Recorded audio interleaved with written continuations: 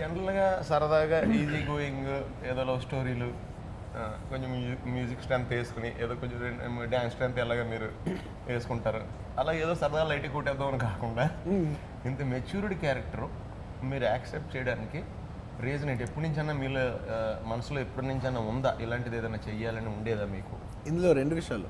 ఒకటి, entertainer cinema చేయాలనేది మాత్రం ఉంది. అంటే చాలా రోజుల నుంచి చేయలేదు. రేస్ గురం తర్వాత మిగతా అన్ని సినిమాలు కూడా బాగా సీరియస్ అయిపోయినాయి. ఏ ఫిల్మ్ చేసినా కూడా ప్లాట్ఫామ్ మాత్రం ఎంటర్టైనర్ ఫిల్మ్ చేద్దామని అనుకున్నాను. బట్ నేను ఓపెన్గా చెప్తాను, అందరూ మీ పర్ఫార్మెన్స్ బాగుంది అంటారు కదా. ఇది మాత్రం త్రివిక్రమ్ గారు నన్ను మోసం చేసిన విషయం, లిటరలీ మోసం చేసిన విషయం. ఎందుకంటే నేను జెన్యున్గా అనుకున్నాను. జెన్యున్గా నేను సినిమా చూసి లేకపోతే నేను సినిమా చేసేప్పుడు నా మైండ్లో ఏముందంటే, జనరలీ ఎంటర్టైనర్ ఫిల్మ్స్కి హీరో బాగా ఎంటర్టైన్ చేసేయడం వస్తుంది, కానీ హీరో బాగా పర్ఫామ్ చేసేయడం రాదు. పర్ఫార్మెన్స్ జనరలీ ఎంటర్టైనర్ ఫిల్మ్స్లో స్కోప్ ఉండదు. అంటే ఒక ఆ జానర్ ఫిల్మ్స్ ఉంటాయి. For example Mahanati, very performance scope ఉన్న ప్లాట్ఫామ్. లేదంటే ఒక క్యారెక్టరైజేషన్ బేస్డ్ ఫిల్మ్ ఏదో ఉంటుంది. సపోజ్ ఫర్ ఎగ్జాంపుల్ రంగస్థలం, మీకు క్యాన్వాస్లోనే మీకు పర్ఫార్మెన్స్ చేయడానికి ఒక ప్లాట్ఫామ్ సెట్ చేసి ఉంటుంది. ఒక నాయకును అంటే కొన్ని ఫిల్మ్స్ ఉంటాయి. సో ఆ టెంప్లెట్లోనే ఈ ఫిల్మ్లోనే పర్ఫార్మెన్స్ చేయొచ్చు అని ఉంటుంది.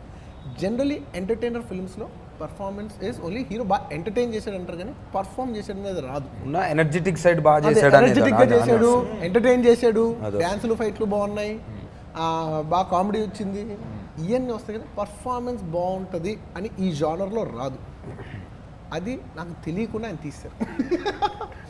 అండ్ నేనేమనుకున్నానంటే, ఓకే ఏదైనా ఈజీగా ఉందాం కొంచెం. నేను ఆయన జనరల్ అనుకున్నప్పుడు ఏంటి తీసుకోవాలి అంటే, ఎవ్రీ ఫిల్మ్కి ఏదో పర్ఫార్మెన్స్ ట్రై చేస్తుంటాం కాబట్టి ఆయన ఒకటే చెప్పారు, ఎక్కువ చేయొద్దు తక్కువ చేయొద్దు, మధ్యలో ఉంచుతాం. నేను ఏదో మధ్యలో ఉంచుదాం అనే మీటర్లో నేను చేస్తాను అనుకున్నాను, కానీ అది ఇంత కన్వర్ట్ అవుతుందని నేనైతే ఊహించలేదు. అంత ఈజీగా అనిపించింది అది బేసికల్. ఇప్పుడు జులైలో మీ ఇద్దరు కాంబినేషన్లో జులై చూసినప్పుడు హై టెంపో ఎక్స్టెంపోలో ఫుల్ హెవీ ఎనర్జీ అన్నట్టు ఉంటుంది. దీంట్లో ఫస్ట్ చూస్తున్నప్పుడు ఇలాగ వెళ్తున్న దాన్ని అలా చేసింది మాత్రం నాకు తెగ నచ్చింది. అది మాత్రం అంటే చాలా సీన్లో ఫాదర్తో ముందు బిగిన్ అవ్వంగానే చిన్న లుక్ దానికంటే ఎంత బాగా చేశానంటే నేనైతే. సో పర్ఫార్మెన్స్ నేను ఇప్పటికీ మీకు నిజం చెప్పాలంటే, సినిమా రిలీజ్ అయ్యి ఒక 2-3 days అవుతుంది, నేను ఇంకా ఆ షాక్ నుంచి కోలుకోలేదు. ఇప్పుడు అనొచ్చు నేను అనుకున్న దానికంటే సినిమా బాగొచ్చింది. ఇది మాత్రం మ్యాజిక్. మేము వర్కే చేసాం, కానీ ఈ మ్యాజిక్ నేను చూడలేదు, బట్ త్రివిక్రమ్ గారు చూశారు, నేనైతే చూడలే.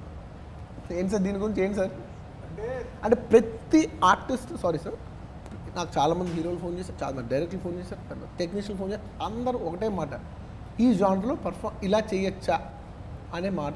ఎలా చేశారు మీరు? త్రివిక్రమ్ గారు ఏమనుకున్నారు? నిజం చెప్తాను, నాకు తెలియకుండా తీశారు. ఏం తీశారు నేను అడుగుతున్నాను సార్, ఏం చేశారు సార్?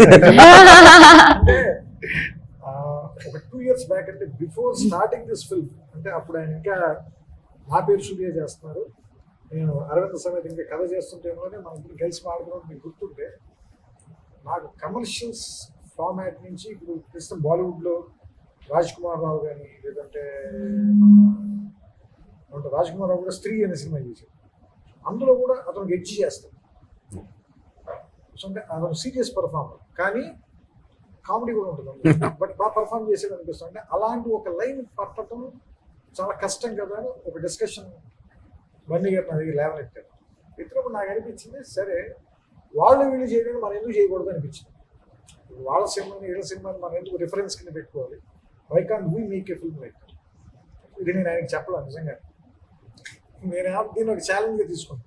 సరే ఆయనకి కోరిక ఉంది, ఇలా పర్ఫామ్ చేద్దాం కోరిక అనుకుంది, అది నాకు అర్థమైంది. సో దాన్ని ఎలా మ్యాచ్ చేయాలి కథలో.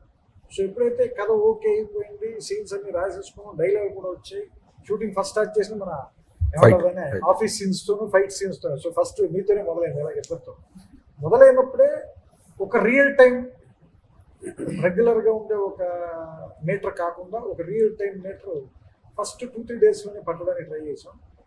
అది నాకు ఆయన చేస్తున్నాం, నాకు నచ్చింది, బాగుంది అనిపించింది. ఆయన సాటిస్ఫాక్టరీగానే ఉంది. ఇంకా అందుకని దాని మీద ఎక్కువ డిస్కషన్ పెట్టాలి. అదే మీటర్లో మొత్తం సినిమా కొట్టేసాం.